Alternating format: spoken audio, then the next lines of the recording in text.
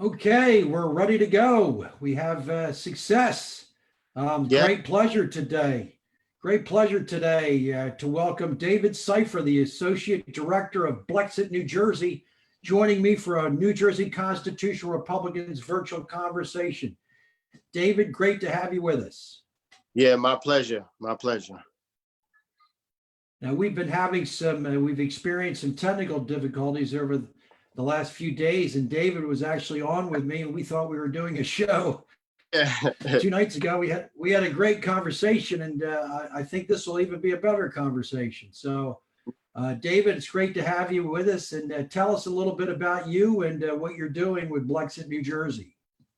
Yes, as you stated before, I'm the Assistant Director of Blexit, New Jersey. Basically, my job is basically to help the state director run the ship, meet up with our advisors and come up with results-driven Black minority outreach programs. And my job is just to make sure that the ship is running good. Well, it's a very worthy endeavor, and it's also an endeavor that's been very important to the constitutional Republican movement since the very inception of our organization, where we thought it was imperative that we reach out to our Black brothers and sisters and in the urban communities and to help bring them back to the Republican Party, the party from which Black Americans and the freed slaves were 100% a part of. And we want to make up for the deficiencies in Reconstruction and some of the deficiencies led by poor leadership within the Republican Party over the last 160 odd years, and bring Black American brothers and sisters back to the Republican Party. So we both have the same objective in that regard. Definitely. And then what we do is, David, what we talk about in restoring the initial principles of the Republican Party is to do what Lincoln did, and going back to the Declaration of Independence, which says that we hold these truths to be self-evident, that all men are created equal. And Right. that means that we're all human beings, regardless of color, and that we all have certain unalienable rights, as we read, which are number one, life. And we also believe that that includes those who are awaiting their birth, those who are being developed in their mother's wombs, that life is given to them by God and needs to be protected. Liberty, and then, of course, the pursuit of happiness, which means that the government is supposed to be out of your way and allowing you to acquire your own happiness. But of course, the most important word in the Declaration, David, is the word that says that to secure these rights, governments are instituted. And the founders thought that the sole and most important purpose of the government was to secure the person and their property. And of course, we see this has been almost impossible in many of our urban areas and in certain Black communities where lawlessness has taken over. People can't live safely. So it's very, very important that we restore law and order with a police enforcement and law agencies that are abiding by that principle that all men are indeed created equal and everyone needs to be treated fairly and properly. Correct. That's a good thing. And I think you touched on something very important, that word equal, equity. See, the thing is, I believe that it's time for a genuine Black outreach. And, my goal is to inspire, is not to offend anybody, but we need a genuine outreach where we actually go into the communities and actually confront the issues. We cannot be silent. We cannot lay dormant anymore. We have to go where the media and the Democrats don't think we're going to go. We got to have those conversations. You understand what I'm saying? We have to have those conversations. Without a doubt. And David, we talked about the fact that, the Republicans have been very remiss in doing this in the Black communities. But what we said and what you taught me the other night, which is very provocative, is the fact that number one, we have to gain the trust of our Black brothers and sisters, and we have to listen to them and listen to what they need so that they're able to enjoy the great privileges of life, liberty, and the pursuit of happiness that as an initial Republican principle, but it all starts with gaining the trust, correct? Correct. Yeah, we spoke about that on our previous failed live that we tried to. But yes, the foundation of any relationship is trust. And the truth is Yes. that we haven't competed for the black vote, and we haven't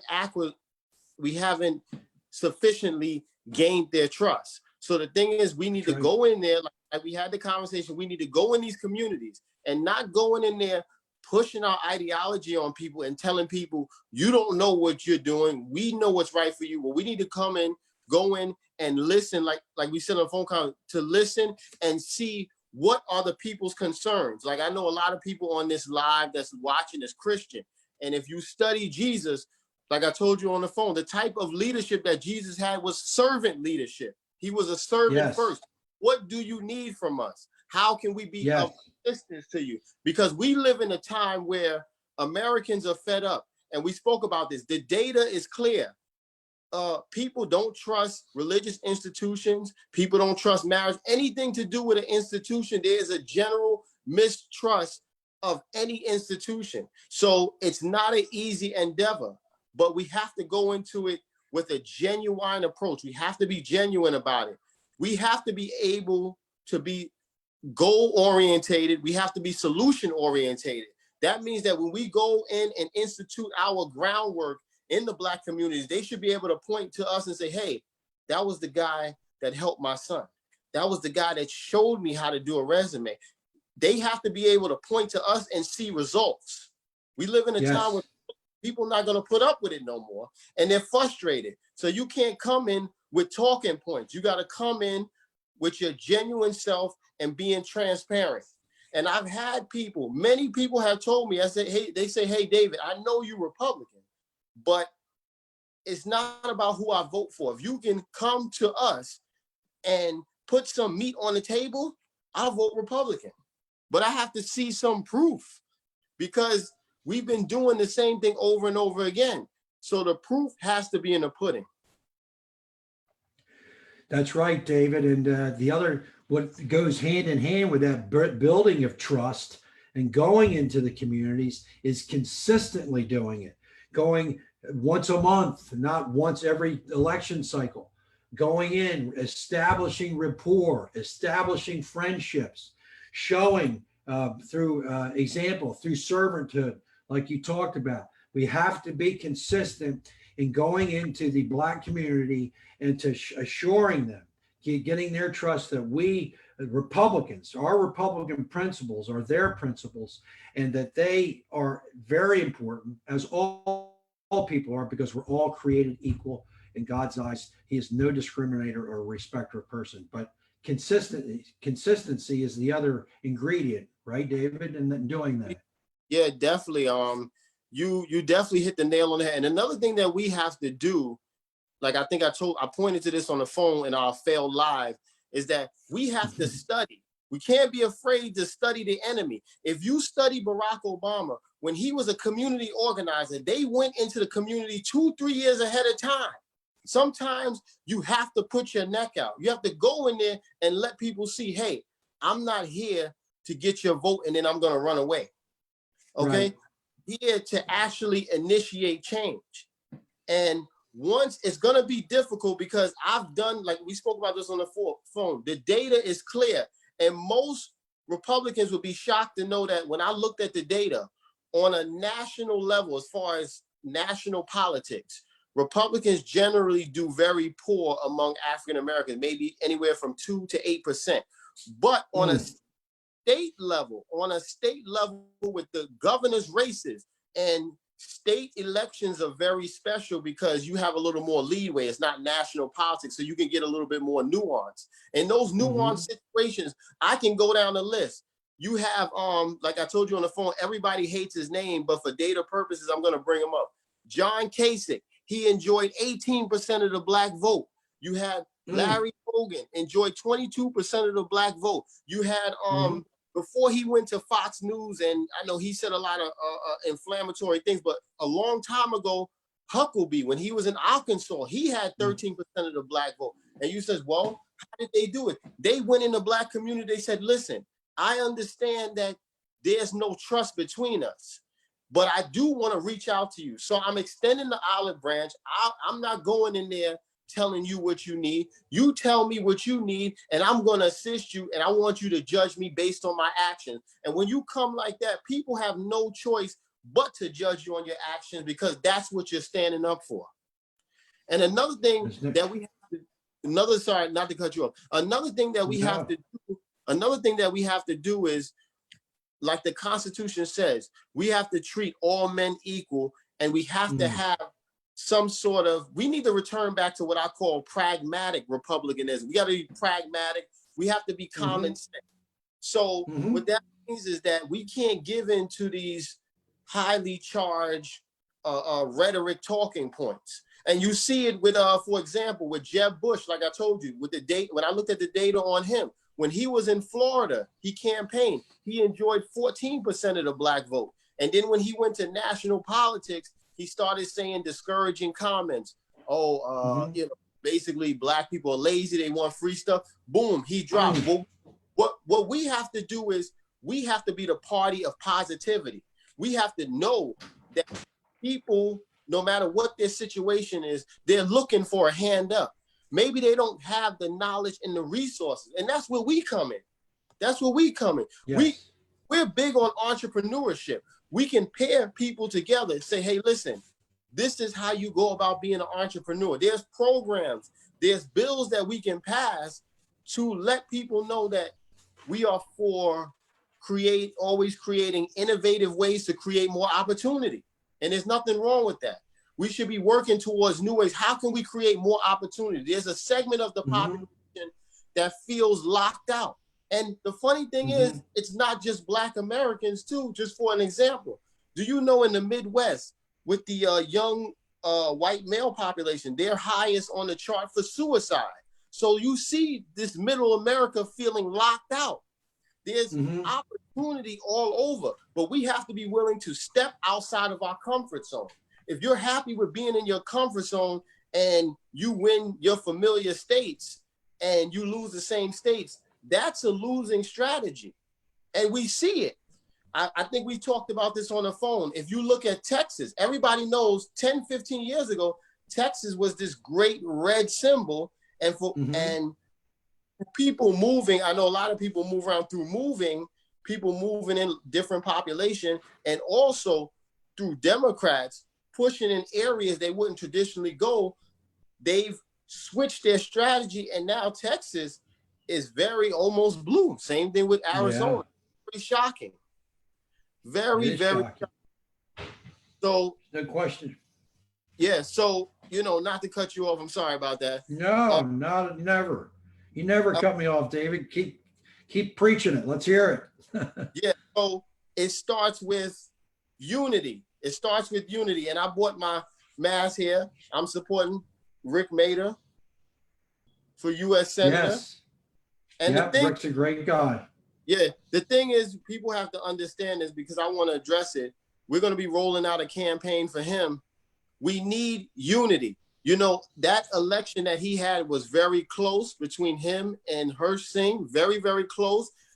It got so close. A lot of people's political feelings got involved. There was a lot of, you know, bitterness back and forth. But we need to do is say, hey, listen, no matter what, we have to push forward together, because we're not going to win if we're separated. If we're separated, we're handing them the election.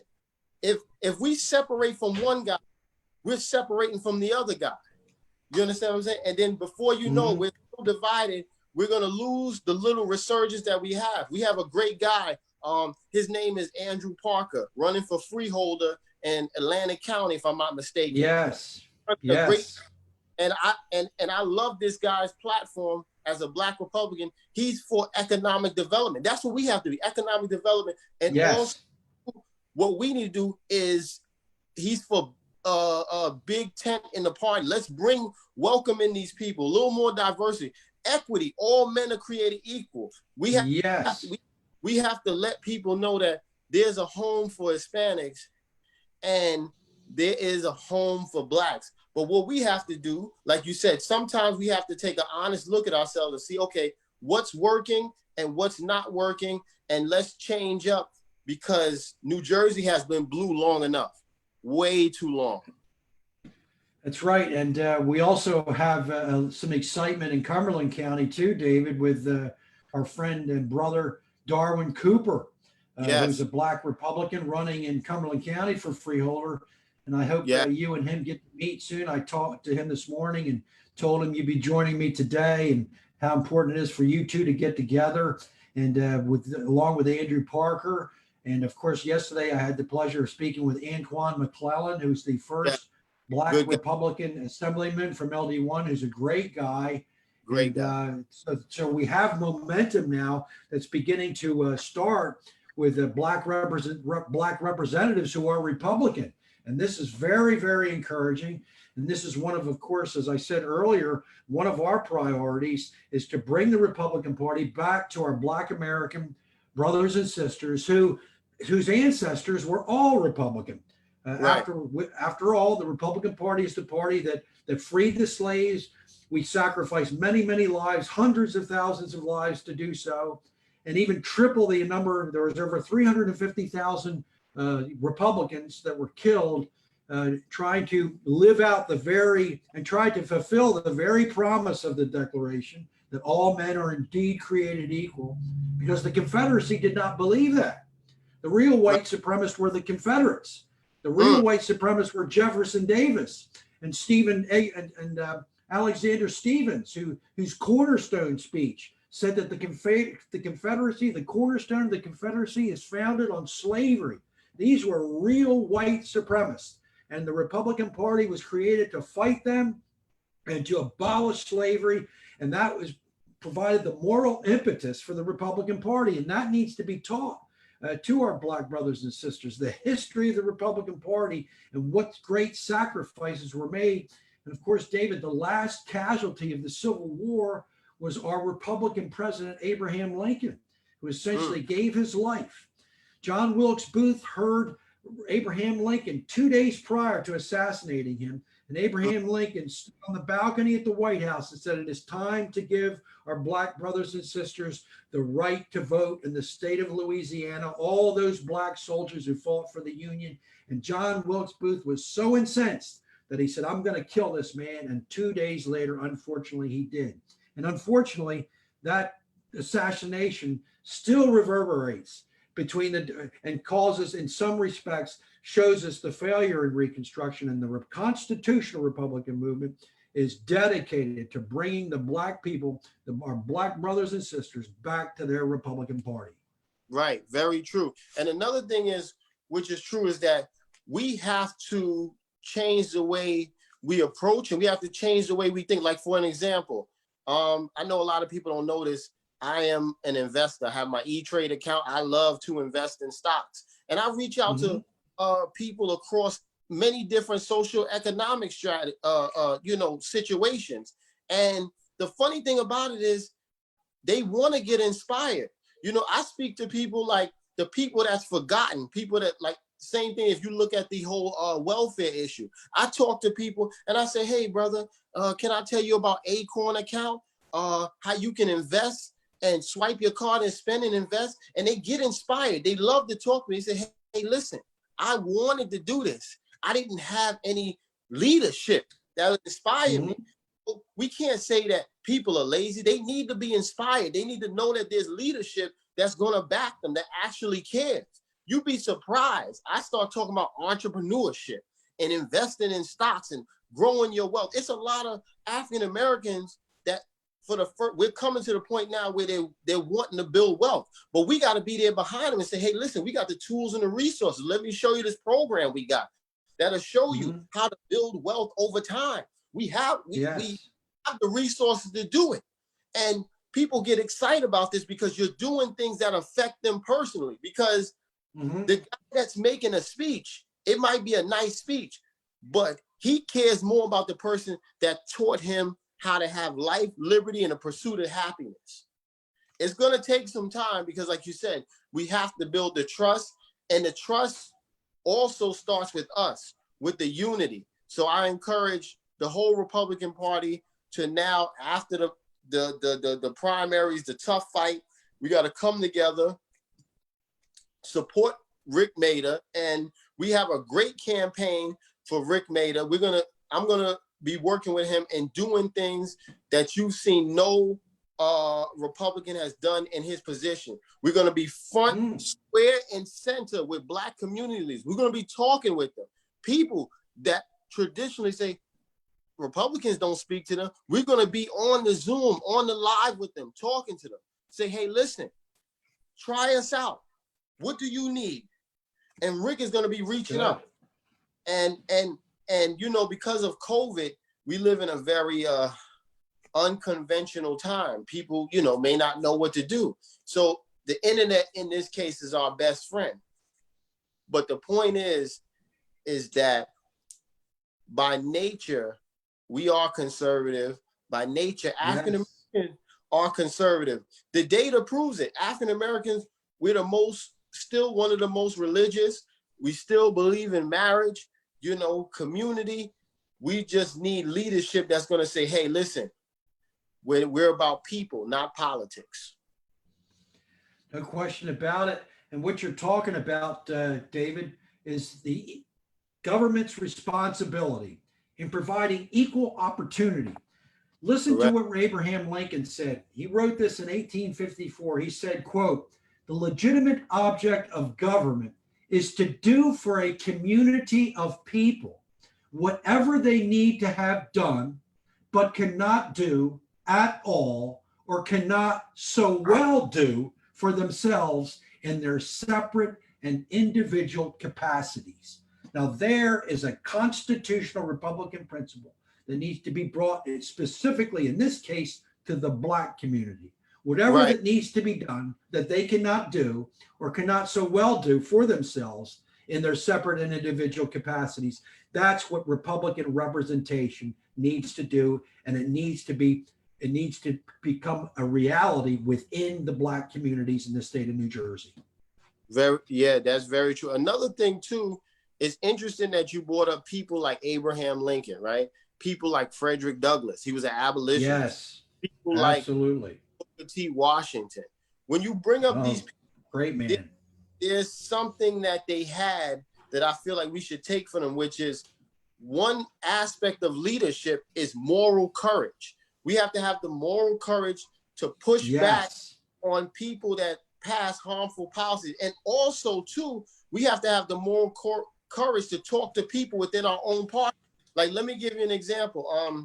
I did an event and I went outside, and you know, in the restaurants, they mandate you to wear masks. And so, you know, I follow the state regulations. And a lady comes to me and says, well, you're Republican, and, you know, I don't like the fact that you're wearing a mask. And, you know, she starts saying there's a high survival rate. And I said, hold on. I told her, let me make something clear. I'm about true leadership. And even whatever your position on the mask is, true leadership protect those that are vulnerable. So maybe I'm not vulnerable, but that 90-year-old man that's having a cheeseburger next to me is vulnerable. So in true leadership has to say, I'm going to protect this man, because if I don't, I can't call myself a leader. And that's how we have to have the moral courage. I follow the CDC guidelines. They're there, you know, but the thing is that it's about true leadership. And there's times within the own party where I have to say, hey, listen, it's about moral leadership, meaning that we have to take the high ground. You know, there's this conversation that's going on now, and you see it on the internet where people are just going down a rabbit hole. I mean, they're talking about everything but policy. They're talking about, you know, a person's foot, person's hair, and it's like, we're not even talking about politics. We're not, how can we help people? But you see it in the election, people are talking about, you know, who's this color, what kind of clothes they wear. It's just everything but helping people. And I'm not interested. I'm interested in helping people. What is your record? What does your record look like? And that's what we need to stick to.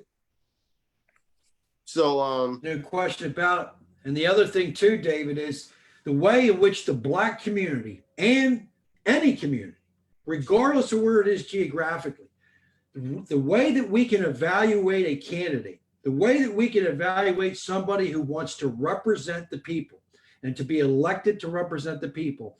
Again, we go back to what Abraham Lincoln said, and this is what he said. And this is the criteria that we can use to evaluate a candidate. And he said, quote, "I have never had a feeling politically that did not spring from the sentiments embodied in the Declaration of Independence."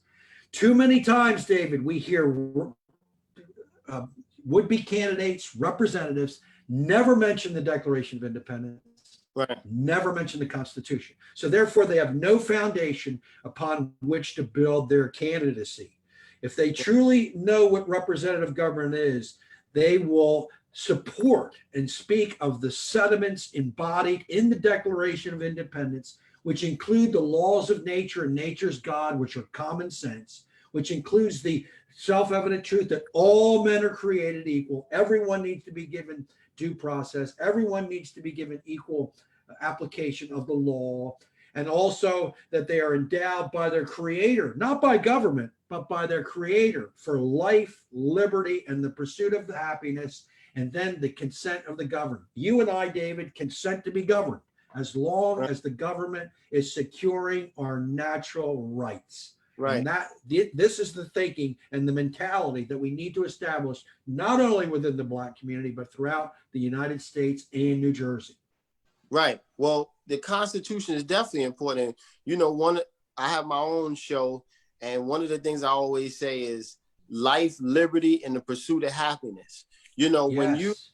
when you come from that angle, people realize that you're there to how can you assist them and upping the quality of their life. You know, we have, you know, America is already for the most part a great country. You know, no country is perfect. We have a few missteps, but that's, like you said, where leadership comes in, and we have to support, you know, all of our candidates.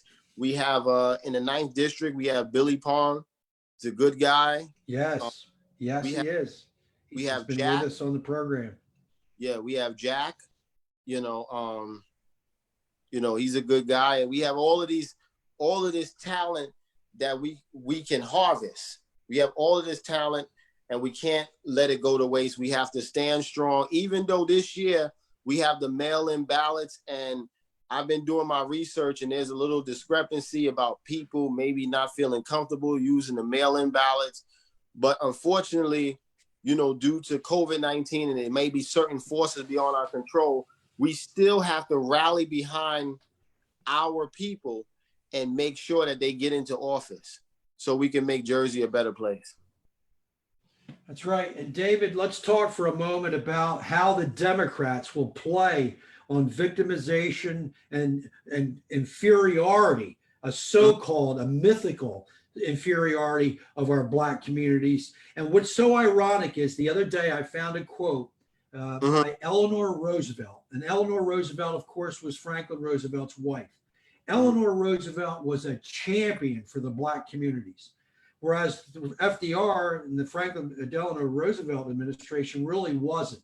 He was rather ambivalent to our Black brothers and sisters. But Eleanor Roosevelt was a great champion of the Black communities.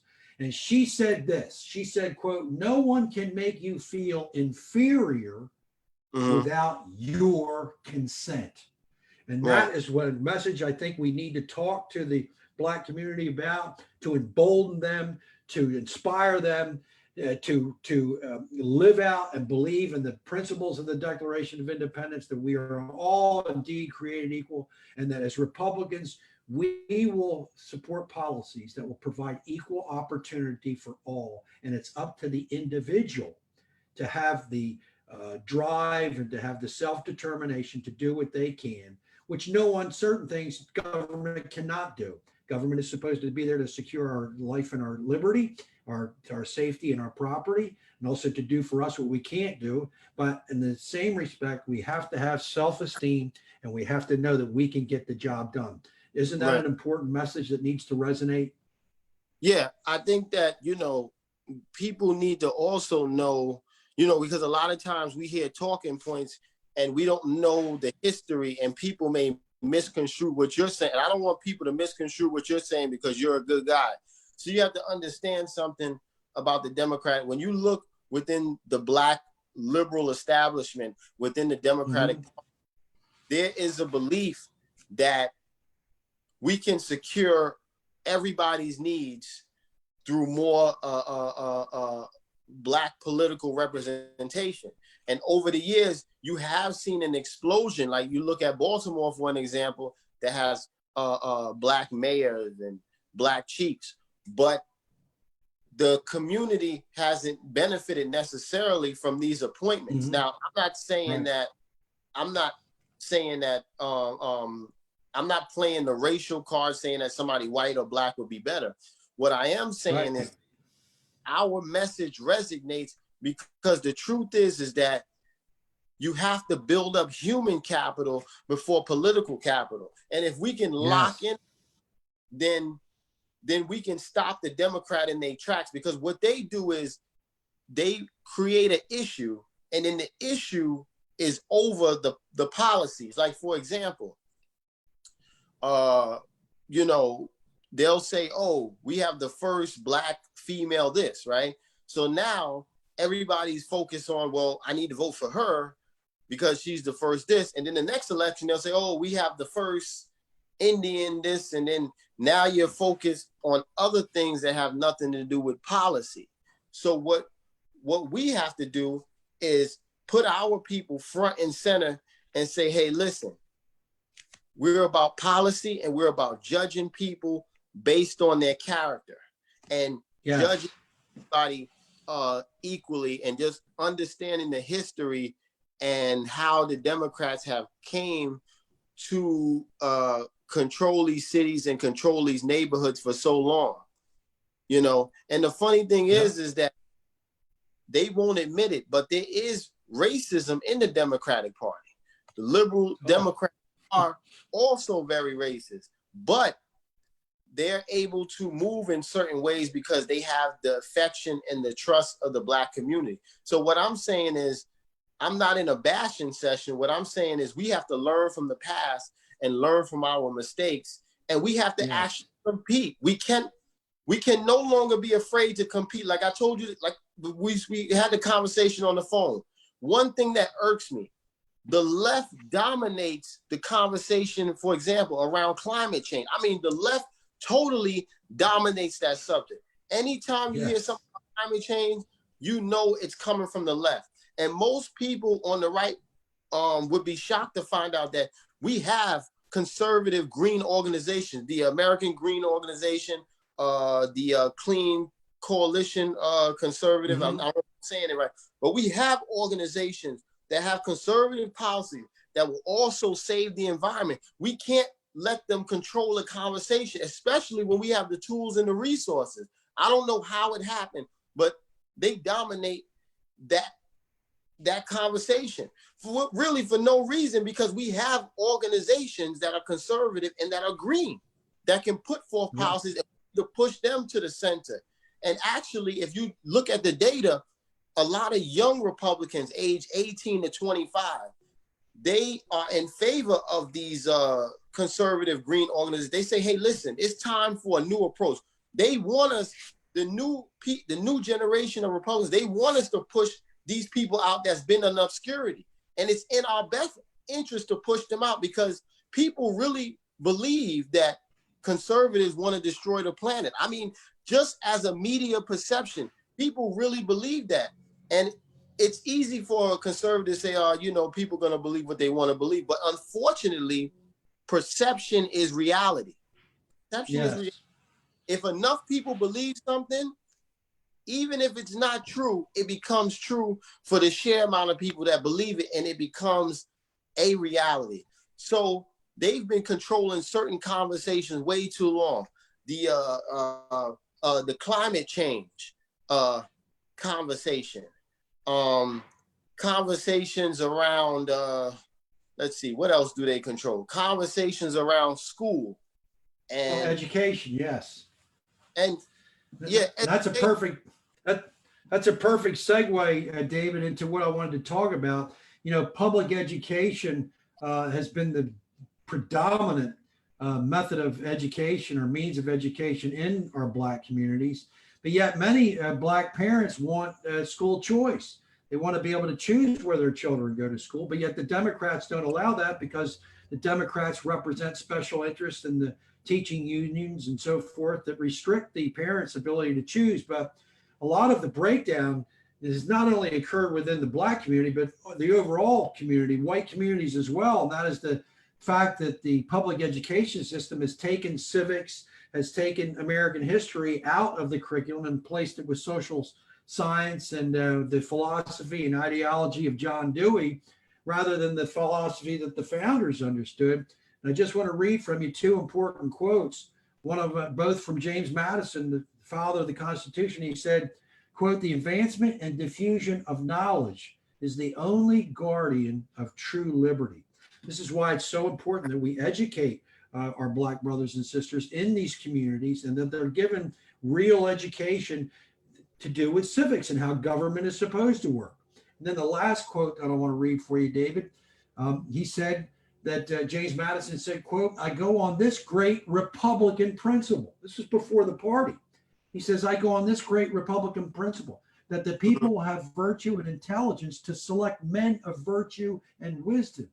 Is there no virtue among us? If there be not, we are in a wretched situation. No theoretical checks nor form of government can render us secure. To suppose that any form of government will secure liberty or happiness without any virtue in the people is a illusionary idea." So through education comes virtue, and through virtue comes goodness and the acknowledgement of equality and equal opportunity. So this is why education is so important, the right education for Black communities, don't you think? Yeah, definitely. And that's another interesting conversation, because that's another topic that we could be dominating as far as our outreach to the Black community. Like you said, the data is clear. Most people, I would say most Black parents prefer charter school. Now, my thinking is we need to be innovative. We need to be open of new ways to broaden our education. We live in a brand new society, and we need to hold the union. We need to hold the unions accountable. Say, hey, listen, I'm in favor of homeschooling, charter school, parochial school, any sufficient and qualified method of learning.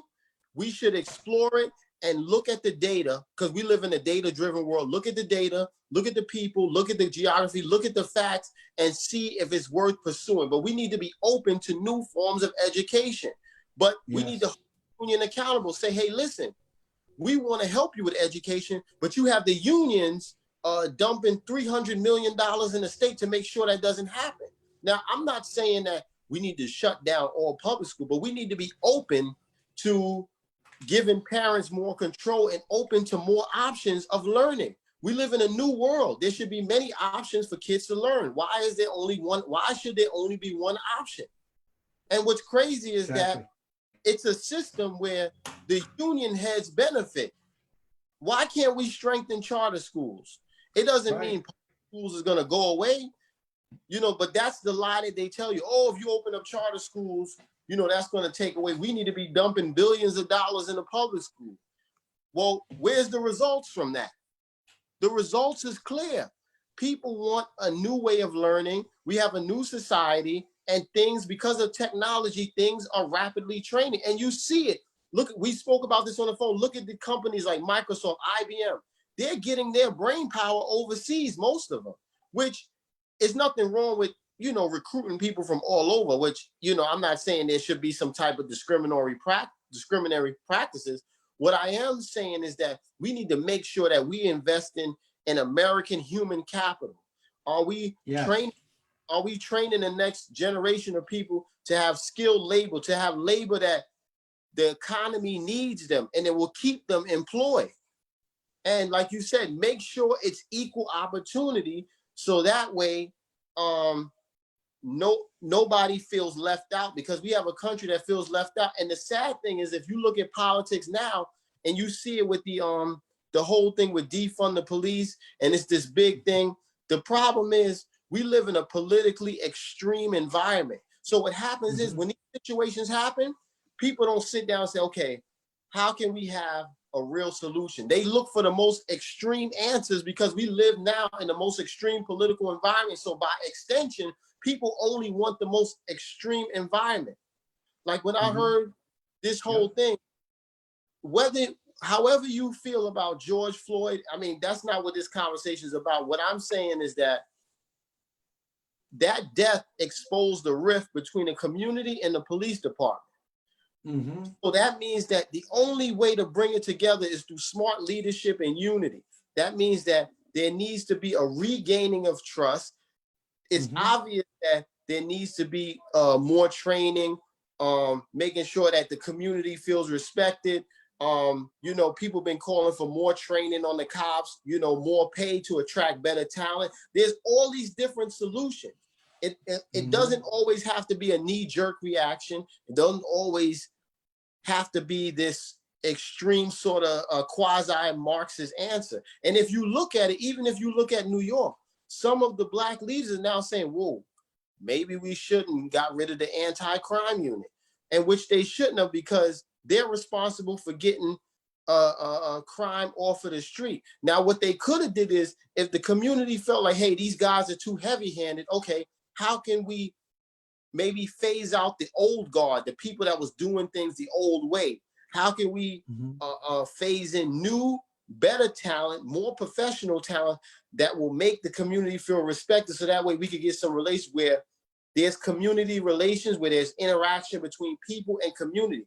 That's smart leadership.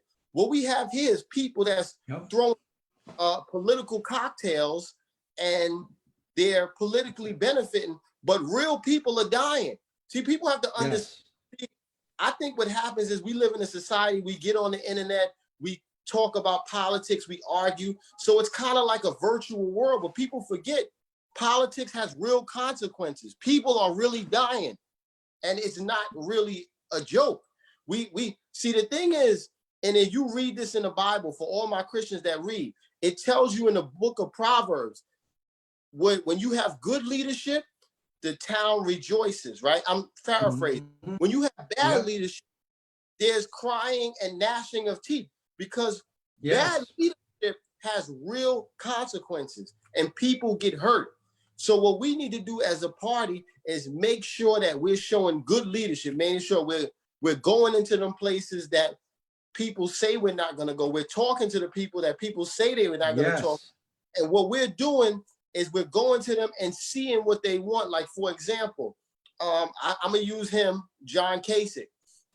When he went into the Black community, he went to the businessmen and he says, hey, what do you need?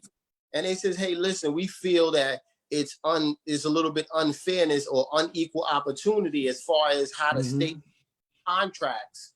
There's a disparity between minority owners and other owners. And he made sure that he corrected it. He didn't say, hey, you don't know what you're talking about. He made sure he corrected, and he made sure that everything was balanced how it should be.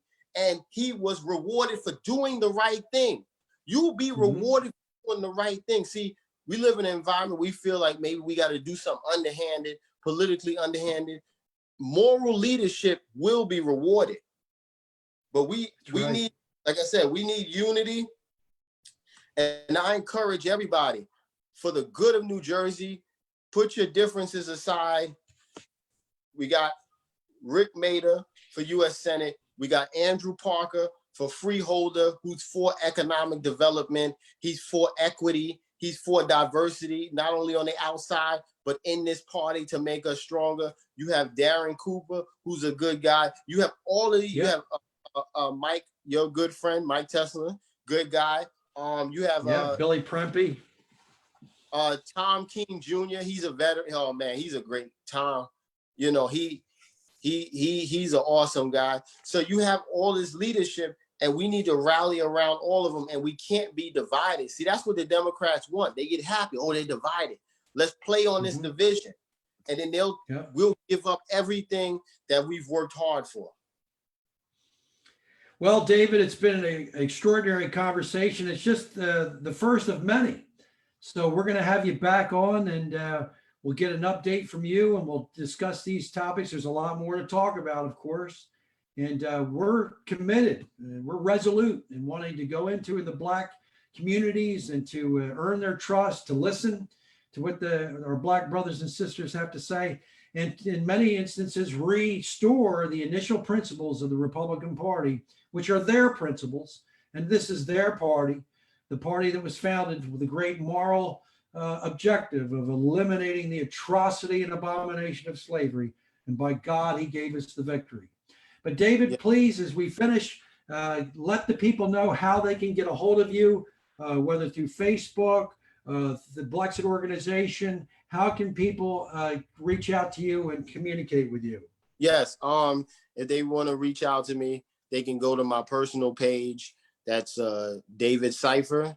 That's David, common name, last name Sypher. Also, they can hit my email. My email is NJ, like New Jersey, NJBCA1@gmail.com. They can also go to the Blexit, New Jersey page and post a comment there. They can hit me on my inbox. And, you know, all of those ways they can reach out to me. I have a YouTube channel called David Sypher's Conservatism. They can check out my shows and my videos. And, you know, any one of these ways, I encourage everybody from New Jersey who's running, who's gonna run, who needs help, to reach out. Reach out, say, hey, listen, we understand that, you know, we all are in this together and we all need to stand strong. And if we stand strong, there'll be ups and downs, but over the next 3 or 4 years, you'll see we'll get our governorship back and we'll get the parts of New Jersey back that we lost. Well, David, thank you so much. It's been a great conversation. And as I said, it'll be the first of many to follow. Thank you so much for joining me today. And I want to leave the program by saying what Abraham Lincoln said, which was liberty for all. Thank you, David. Thank you. Appreciate it.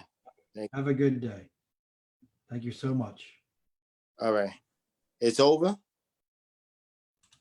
It's over? It's